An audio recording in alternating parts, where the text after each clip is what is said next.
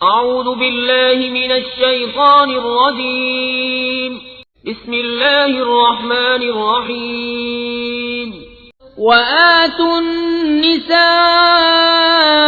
صدقاتهن نحلة فإن طبن لكم عن شيء منه نفسا فكلوه هنيئا مريئا.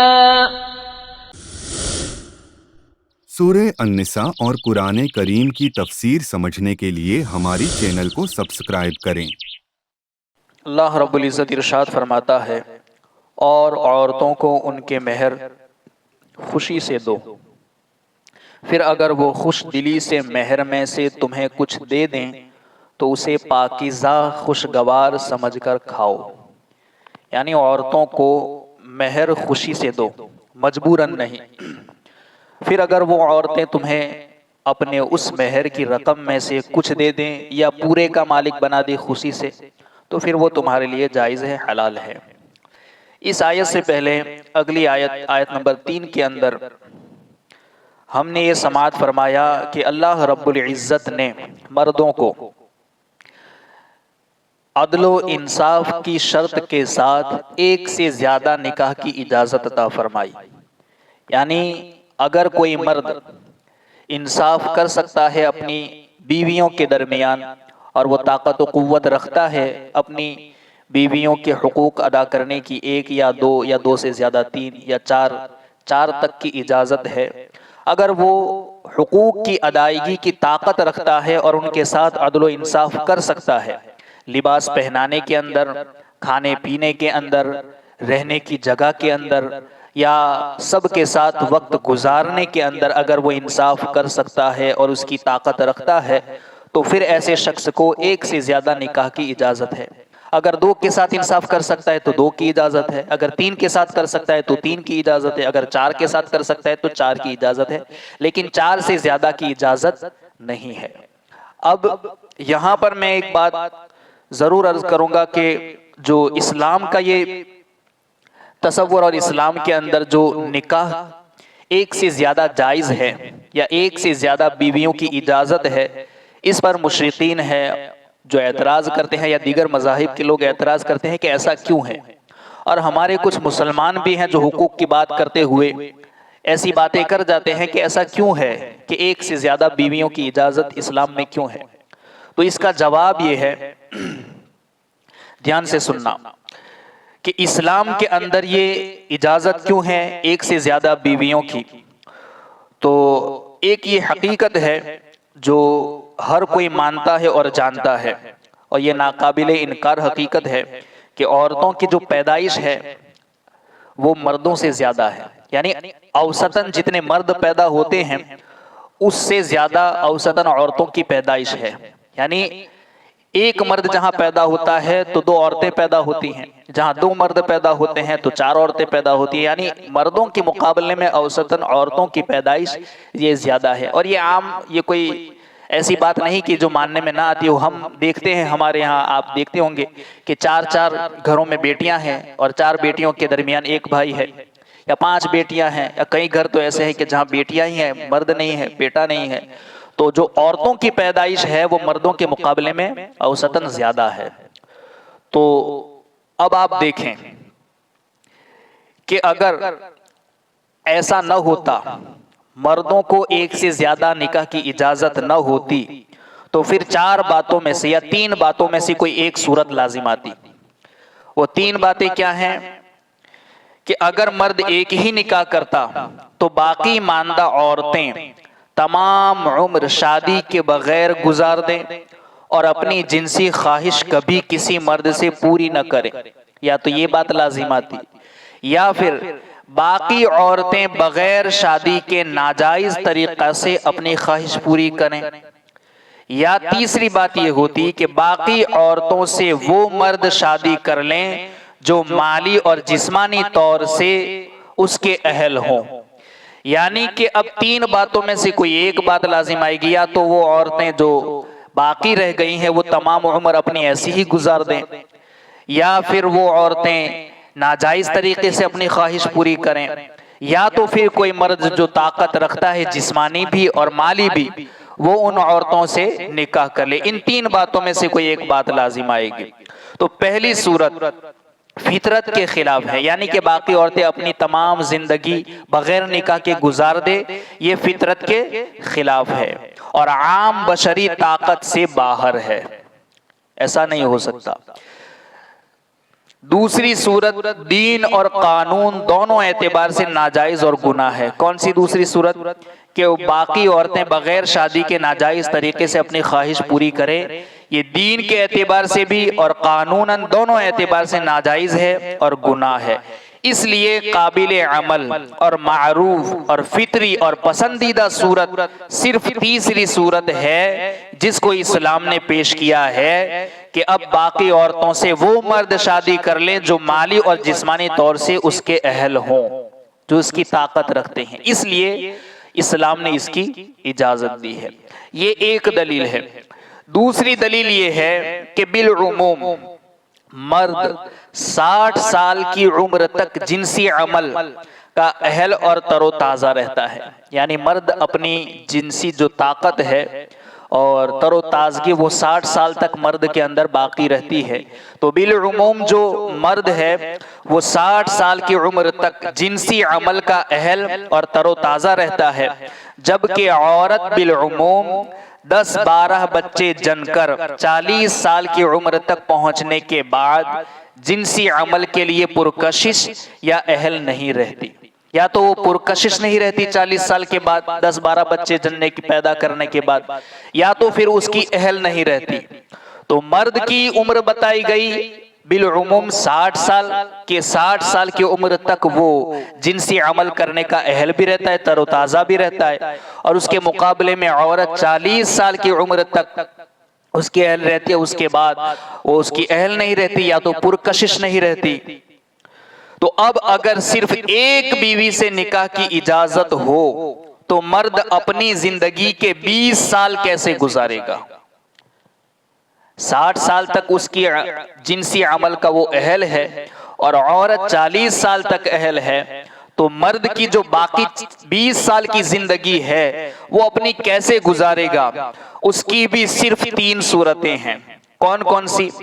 ان 20 سالوں میں مرد اپنی جنسی خواہش کو بالکل پورا نہ کرے، یا تو ایسا ہو کہ وہ مرد اپنے 20 سال ایسے ہی گزار دے، جنسی خواہش پوری ہی نہ کرے، یا تو پھر اب اس عرصے میں مرد ناجائز طریقے سے اپنی خواہش کو پوری کرے، یا تو پھر یہ ہوگا کہ 20 سال کے اندر صرف ایک بیوی کی اجازت ہوگی اور وہ بیوی پرکشش نہ ہوگی یا اہل نہیں ہوگی، تو پھر اپنی زندگی کے 20 سال مرد ناجائز طریقے سے کسی عورت سے رشتہ بنا کر کے اپنی خواہش پوری کرے، یا تو پھر اس عرصے کے لیے مرد دوسری عورت سے نکاح کر لے۔ یہ 3 صورتوں میں سے کوئی ایک صورت ہوگی۔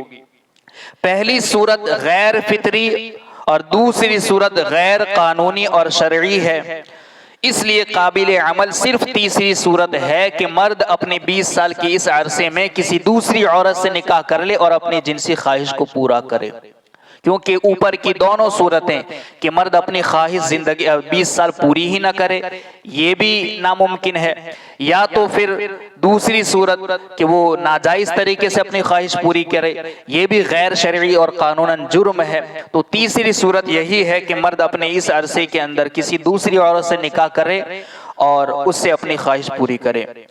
یہ ضروری نہیں ہے کہ ہر جگہ مرد اور عورت کی جسمانی اہلیت میں عمر کا یہی معیار ہو، یعنی کہ یہ جو بتایا گیا یہ بالعموم بتایا گیا کہ مرد کی بالعموم جو طاقت 60 سال تک رہتی ہے اور عورت کی بالعموم 40 سال تک رہتی ہے، یہ کوئی ضروری نہیں کہ ہر مرد کی 60 سال ہے یا ہر عورت کی 40 سال ہے، یہ بالعموم بتایا گیا، کوئی متعین نہیں ہے، اس میں کمی بیشی بھی ہو سکتی ہے، لیکن بعض صورتوں میں یہ مشکل بہرحال پیش آتی ہے، یہی آتی ہے، اور تعداد ازواج کے سوا اس کا کوئی اور معقول حل نہیں ہے۔ اور یہ صورت جب پیش آتی ہے کہ مرد کے باقی 20 سال وہ کیسے گزاریں، تو اس کا معقول حل یہی نظر آتا ہے کہ وہ دوسری بھی عورت کے ساتھ نکاح کریں اور اپنی خواہش کو پورا کریں۔ یہ 2 دلیلیں ہو گئی۔ پہلی دلیل میں یہ ہے کہ مرد سے زیادہ عورتوں کی پیدائش، یعنی کہ مرد سے زیادہ عورتیں موجود ہیں، تو جو باقی عورتیں ہیں اگر مرد ایک ہی بیوی سے نکاح کرے گا تو جو باقی رہ جائے گی ان عورتوں کا کیا ہوگا؟ تو ایسی صورت میں مرد کو اجازت ہے کہ اگر جو طاقت رکھتا ہے مالی اعتبار سے، جسمانی اعتبار سے، وہ دوسری عورتوں سے نکاح کرے۔ دوسری دلیل یہ دی گئی کہ اگر مرد کی اوسطاً جو طاقت ہے وہ 60 سال تک ہے جنسی عمل کی، اور عورتوں کی 40 سال ہے، تو اس طریقے سے مرد کے جو باقی کے 20 سال جو ہے وہ مرد کیسے گزارے گا؟ کیا ناجائز طریقے سے اپنی خواہش پوری کرے گا، یا پوری زندگی جو 20 سال بچے ہیں وہ جنسی عمل کیے بغیر گزار دے گا؟ تو یہ غیر شرعی اور غیر قانوناً یہ ناممکن نظر آتا ہے۔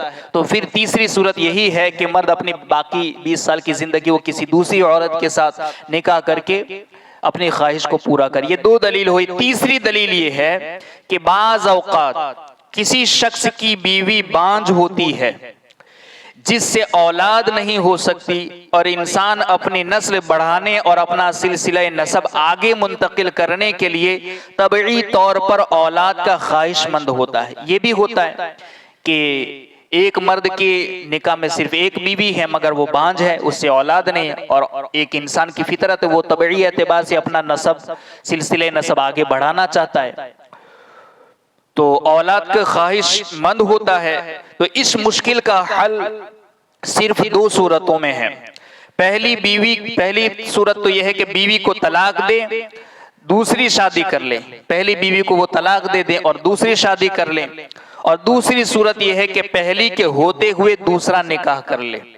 تو اب ان دو صورتوں میں عدل و انصاف کے مطابق انسانی ہمدردی کے نزدیک صرف صورت یہی ہے کہ جو اسلام کے اندر بتائی گئی کہ وہ پہلی بیوی کے ہوتے ہوئے بھی دوسرا نکاح کرنا چاہے تو کر سکتا ہے۔ یعنی اس اعتبار سے بہت سی دلیلیں ہیں۔ چوتھی دلیل بھی ہے کہ فرض کیجئے کہ کسی شخص کی بیوی ایک متعدی مرض میں مبتلا ہو، یعنی کوئی ایسی بیماری لاحق ہو گئی، یا کوئی ایسی کہ جس میں شفا کی امید بالکل نہ ہو، یا بہت کم ہو، امید تو ہو مگر بہت کم ہو، تو اس کا شوہر جوان ہے اور صحت مند ہے، تو اب اس شخص کے سامنے صرف 4 راستے ہیں۔ یعنی آپ صورت سمجھیں کہ ایسا بھی ہوتا ہے کہ کسی مرد کے نکاح میں صرف ایک بیوی ہے مگر اس بیوی کو کوئی ایسی بیماری لاحق ہو گئی جو لا علاج ہے، یا اس کا علاج تو ہے مگر امید بہت کم ہے، اور جو مرد ہے شوہر ہے وہ ابھی جوان ہے، صحت مند ہے، تو ایسی صورت میں اب کیا کریں؟ اس کے سامنے صرف 4 راستے ہیں۔ اس عورت کو طلاق دے دے جو بیمار ہے۔ دوسری صورت ہے کہ تمام عمر جنسی خواہش پوری نہ کرے، شوہر اگرچہ جوان ہے مگر صحت مند ہے، مگر پھر بھی اپنی پوری زندگی اب دوسری عورت سے نکاح نہ کرے۔ اور تیسری صورت یہ ہے کہ ناجائز طریقے سے جنسی خواہش پوری کرے۔ اور چوتھی صورت یہ ہے کہ وہ شخص دوسری شادی کر لے۔ عدل و انصاف اور انسانی ہمدردی کے اعتبار سے یہی صورت قابل عمل ہے، یعنی کہ نہ تو پہلی کو طلاق دے، نہ تو ناجائز طریقے سے کوئی دوسری عورت سے اپنی خواہش پوری کرے، یا نہ تو پھر وہ شخص اپنی عورت کو طلاق دے بلکہ پہلی کے ہوتے ہوئے دوسری کے ساتھ نکاح کر کے اپنی خواہش کو پورا کرے۔ جو اسلام نے طریقہ بتایا ہے ہر اعتبار سے وہ قابل عمل ہے، اور ہمدردی کے اعتبار سے بھی وہ قابل عمل ہے۔ تو جو لوگ یہ اعتراض کرتے ہیں ان کے سامنے ہماری یہ 4 دلیلیں ہیں۔ پہلی دلیل یہ ہے کہ اوسطاً جو مردوں کی تعداد ہے وہ عورتوں سے کم ہے، تو اس اعتبار سے اگر مرد ایک عورت سے نکاح کرے گا تو باقی عورتوں کا کیا ہوگا؟ دوسری دلیل یہ ہے کہ اگر عورت کی بالعموم جو جنسی عمل کی طاقت ہے وہ 40 سال تک بتائی گئی ہے اور مرد کی 60 سال ہے، تو 40 سال کے بعد مرد اپنی باقی جو 20 سال کی زندگی وہ کیسے گزارے گا؟ تو 20 سال کی زندگی کے لیے اسے اجازت ہے کہ وہ ایک دوسری عورت کے ساتھ نکاح کرے اور اپنی جنسی خواہش کو پورا کرے۔ تیسری دلیل جو بتائی گئی وہ یہ ہے کہ کبھی کبھی ایسا بھی ہوتا ہے کہ کوئی عورت بانجھ ہو اور مرد یہ چاہتا ہے کہ اپنا سلسلہ نسب آگے بڑھائے، مگر بانجھ ہونے کی صورت میں وہ ناممکن ہے، تو اس اعتبار سے 2 ہی صورت ہے کہ یا تو وہ طلاق دے دے دوسری عورت سے نکاح کر لیں، مگر یہ ہمدردی کے اعتبار سے خلاف ہے۔ تو تو عدل و انصاف کا تقاضا یہ ہے کہ وہ اسے پہلی والی بیوی کو بھی رکھے اور دوسری عورت سے نکاح کرے اور اس سے اپنا سلسلہ نسب آگے بڑھائے. اور تیسری اور چوتھی صورت یہ بتائی گئی چوتھی دلیل کے اندر کہ کوئی عورت ایسی ہے کہ جسے کوئی بیماری لاحق ہو گئی اور مرد ابھی جوان ہے تو اپنی جوانی کیسے گزارے گا, یا تو پوری زندگی ایسے ہی گزار دے گا. تو اس سے بہتر صورت یہی بتائی گئی کہ وہ عورت کو اس عورت کے ہوتے ہوئے, پہلی بیوی کے ہوتے ہوئے, وہ اسلام نے جو طریقہ بتایا ہے کہ دوسری عورت سے نکاح کرے اور اپنی خواہش کو پورا کرے. تو یہ اس لیے اسلام کے اندر ایک سے زیادہ نکاح کی اجازت ہے, مگر وہ بھی اس شرط کے ساتھ اجازت ہے کہ وہ عدل و انصاف کے ساتھ ان دونوں کے ساتھ رہے, یا 3 کے ساتھ رہے یا 4 کے ساتھ. عدل و انصاف کر سکتا ہو تب اجازت ہے, اگر عدل و انصاف نہیں کر سکتا تو پھر اس شخص کو اجازت نہیں ہے. عدل و انصاف کن چیزوں میں ہونا چاہیے؟ لباس کے اندر, کھانے پینے کی چیزوں کے اندر, جس جگہ رہنا ہے عورت کو جو مکان دیا جائے گا اس جگہ کے اندر بھی انصاف ہونا چاہیے, اور عورت کے ساتھ وقت گزارنے کے اعتبار سے بھی انصاف ہونا چاہیے, خرچ کے اعتبار سے, ہر چیز میں عدل و انصاف اگر وہ پورا کر سکتا ہے تو اسے ایک سے زیادہ کی اجازت ہے. وَآتُوا النِّسَاءَ صَدُقَاتِهِنَّ نِحْلَ فَإِن طِبْنَ لَكُمْ عَن شَيْءٍ مِّنْهُ نَفْسًا فَكُلُوهُ هَنِيئًا مَرِيئًا. اب اس کے اندر مہر کا حکم دیا گیا ہے, کیونکہ اگلی آیت میں ہمیں بتایا گیا کہ مرد کو عورتوں کے حقوق کی ادائیگی یہ ضروری اور فرض قرار دی گئی کہ عورتوں کے حقوق ان پر فرض کیے گئے ہیں. تو ان حقوق میں ایک حق یہ بھی ہے کہ عورت کو اس کا مہر دیا جائے, اس کا مہر اسے عطا کیا جائے, اور وہی حکم اس آیت میں دیا گیا. اس آیت میں اللہ تعالیٰ نے شوہروں کو حکم دیا کہ وہ اپنی بیویوں کو ان کے مہر خوشی سے ادا کریں. پھر اگر ان کی بیویاں خوش دلی سے اپنے مہر میں سے انہیں کچھ تحفے کے طور پر دے دیں تو وہ اسے پاکیزہ اور خوشگوار سمجھ کر کھائیں, ان میں ان کا کوئی دنیاوی یا اخروی نقصان نہیں ہے. یعنی یہاں حکم دیا گیا کہ مردوں کو چاہیے کہ وہ اپنی عورتوں کو مہر خوشی خوشی دے, مجبوراً نہ دے, اور اس کے بعد اگر عورت چاہے تو وہ خوشی کے ساتھ اپنے مردوں سے یا تو مہر واپس کر دے یا اس میں سے کچھ رقم واپس کر دیں, تو وہ مردوں کے لیے حلال ہے اور دنیا اور آخرت میں ان کے لیے اس میں کوئی نقصان نہیں ہے. اب اس سے جو چند مسائل سامنے آتے ہیں وہ سماعت فرما لیں. پہلا مسئلہ یہ ہے کہ مہر کی مستحق عورتیں ہیں, نہ کہ ان کے سرپرست. عورتوں کے جو سرپرست ہیں وہ مہر کے حقدار نہیں بلکہ مستحق کون ہے؟ عورتیں ہیں. تو مہر کی مستحق عورتیں ہیں نہ کہ ان کے سرپرست. لہٰذا اگر سرپرستوں نے مہر وصول کر لیا ہو, اگر سرپرستوں نے مہر کی رقم لے لی ہو تو انہیں لازم ہے کہ وہ مہر اس کی مستحق عورت کو پہنچا دے. یعنی مہر کی جو مستحق ہے, جو عورت ہے, اس عورت کو دے دے. دوسرا مسئلہ یہ ہے کہ مہر بوجھ سمجھ کر نہیں دینا چاہیے بلکہ عورت کا شرعی حق سمجھ کر دینا چاہیے, اور اللہ تعالیٰ کے حکم پر عمل کرنے کی نیت سے دینا چاہیے. کیا سمجھ کر؟ بوجھ سمجھ کر نہیں, بلکہ شرعی عورت کا حق سمجھ کر اللہ کے حکم پر عمل کرنے کی نیت سے خوشی خوشی دینا چاہیے. تیسرا مسئلہ یہ سمجھ میں آیا کہ مہر دینے کے بعد زبردستی یا انہیں تنگ کر کے واپس لینے کی اجازت نہیں ہے. مہر تو ادا کر دیا عورت کو, مگر پھر زبردستی وہ رقم لینے کی بھی اجازت نہیں, یا تنگ کر کے منہ کے ذریعے یا بول کر کے یا اپنے رویے کے ساتھ یا ایسے اخلاق سے پیش آ کر کے وہ تنگ آ کر کے آپ کو واپس کر دیں, ایسی چیز کی بھی اجازت نہیں ہے. اگر عورت خوشی خوشی آپ کو اس میں سے کچھ رقم دے دیں یا پورا دے دیں تب آپ کے لیے وہ حلال ہے. اگر عورتیں خوشی سے پورا یا کچھ مہر تمہیں دے دیں تو وہ حلال ہے, اسے لے سکتے ہیں. ہمارے زمانے میں لوگ عورتوں کو مہر واپس دینے یا معاف کرنے پر باقاعدہ تو مجبور نہیں کرتے, لیکن کچھ اپنی چرب زبانی سے اور کچھ اپنے رویے کو بگاڑ کر اور موڈ آف کر کے, میل برتاؤ میں انداز تبدیل کر کے مہر کی معافی یا واپسی پر عورت کو مجبور کرتے ہیں. کیسی چیزوں سے موڈ آف کر لیتے ہیں، بات کرنے کا طریقہ بدل دیتے ہیں، کبھی کبھی اپنی چرب زبانی سے، اپنے رویے سے، اپنے رویے کو بگاڑ کر، ملنے جلنے کا جو برتاؤ تھا اسے تبدیل کر کے عورت کو مجبور کرتے ہیں کہ وہ مہر یا تو معاف کر دے یا مہر کی رقم شوہر کو واپس کر دے، اس بات پر عورت کو مجبور کرتے ہیں۔ یہ سب صورتیں ممنوع ہیں، بلکہ بعض اعتبار سے اس میں زیادہ خباثت اور کمینگی ہے، کمینہ پن ہے۔ ایسے چیزوں سے بچنا چاہیے۔ ایسے لوگ مہر معاف بھی کروا لیتے ہیں اور اپنے نفس کو بھی راضی رکھتے ہیں کہ ہم نے کون سا مجبور کیا ہے۔ جب عورتیں واپس کر دیتی ہیں تو پھر اپنے نفس کی خباثت کی وجہ سے راضی ہو جاتے ہیں اور کہتے ہیں کہ ہم نے کون سا مجبور کیا ہے۔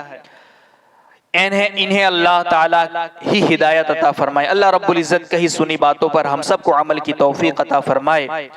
اللہم ربنا نور قلوبنا بالقرآن وزین اخلاقنا بالقرآن ونجنا من النار بالقرآن وادخلنا فی الجنة بالقرآن اللہم ارزقنا تلاوت القرآن اللہم اہدنا ہدایت القرآن اللہم ربنا آتنا شفاعت القرآن وصلی اللہ تعالی علی خیر خلقہ ونور عرشہ محمد وعلی آلہ واصحابہ اجمعین برحمتک یا ارحم الراحمین۔